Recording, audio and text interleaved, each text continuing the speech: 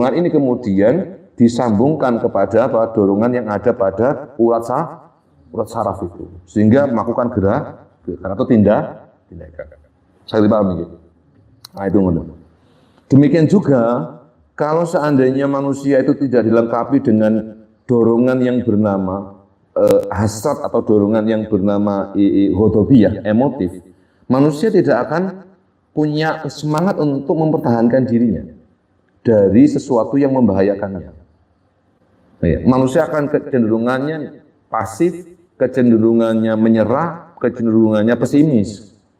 Tapi dengan adanya dorongan ghadabiyah emotif ini, dia akan melindungi dirinya jika ada ancaman dari luar yang mengancam eksistensinya. Karena itu, menungso ini sampai saat ini mboten punah. Kenapa? Karena dia bisa bertahan di dunia itu dengan dorongan ini. Lek kademen selimutan. Ya, niku kan termasuk ini dorongan ghadabiyah. Dorongan emotif. Ketika misalnya apa saja ya yang itu membuat seseorang merasa terancam, ya dia akan melakukan tindakan supaya terhindar dari hal yang mengancam tadi. Oke, dua ini, dua tadi itu cabangnya itulah yang dimaksud dengan al-quwa al-muharrika. Yaitu daya atau kekuatan penggerak, sehingga kita bisa melakukan gerakan. Dan ini sifatnya indrawi semua. Nah baru kemudian kan tadi jiwa kedua ya, jiwa hewani itu satu apa? Muharrika, insani hayawaniyah, yang kedua insani. Nah yang hayawaniyah tadi dibagi dua. Ya. Yang pertama tadi itu muharrikah, yang kedua mudrikah. Yang muharrikah yang sudah saya jelaskan tadi, yaitu dorongan untuk bergerak. Dan itu ada dua unsur, bergerak dalam arti direct anggota tubuh langsung, bergerak dalam arti mental. Nah kalau yang kedua itu mudrikah. Mudrikah itu apa? Dorongan untuk menangkap. Dorongan untuk menangkap. Yang itu dibagi ada dua.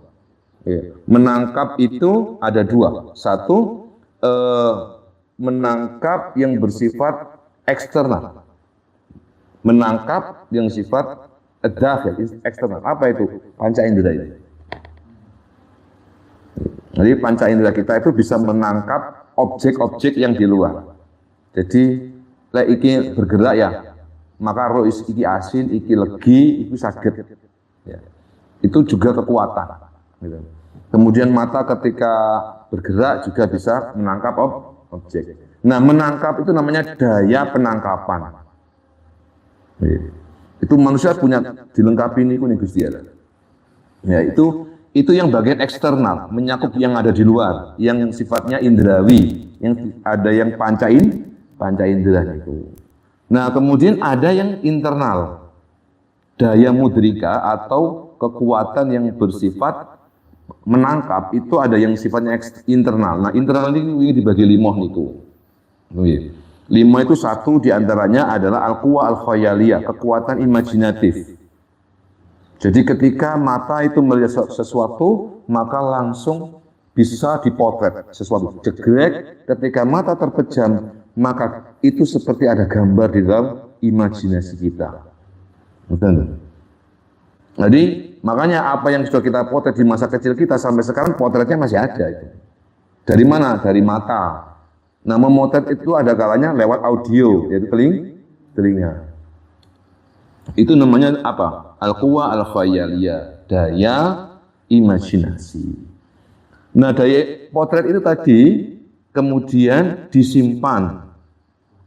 Nah, al-hafidhah namanya, daya untuk menyimpan hasil dari pemotretan. Ketika mata menangkap, ketika telinga menangkap satu objek, ketika peraba menangkap satu objek, maka itu akan disimpan, namanya al-hafidhatu, direkam, sehingga apa yang kita lihat hari ini itu bisa kita datangkan kembali ke tentu. Iku sampean ningali napa? Cara bakung dari sana ke sini. Tadi apa saja yang dilihat itu bisa dikembalikan sekarang. Ngeten ya. Karena apa? Karena ada penyimpanan. Lain mboten disimpan hilang langsung.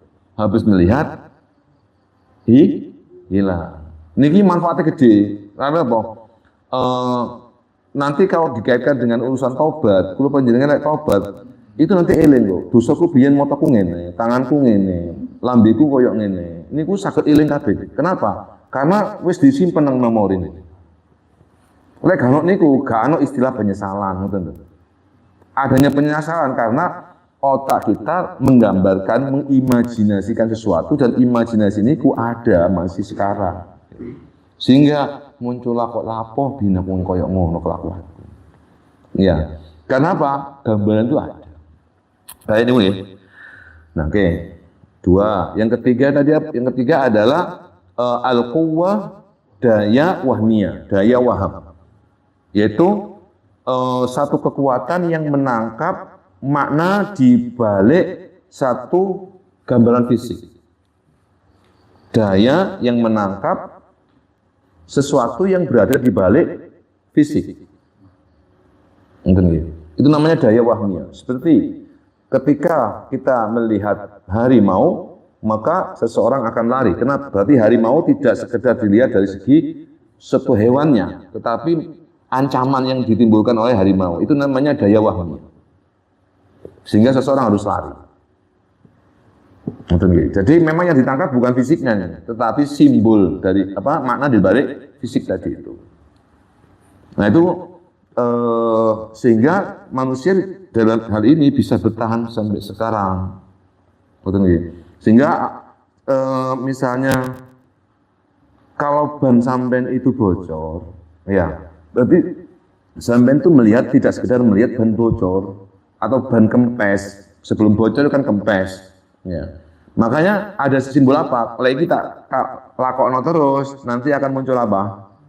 Ya bisa jatuh di jalan kepleset. Nah itu makna dibalik sebuah ban.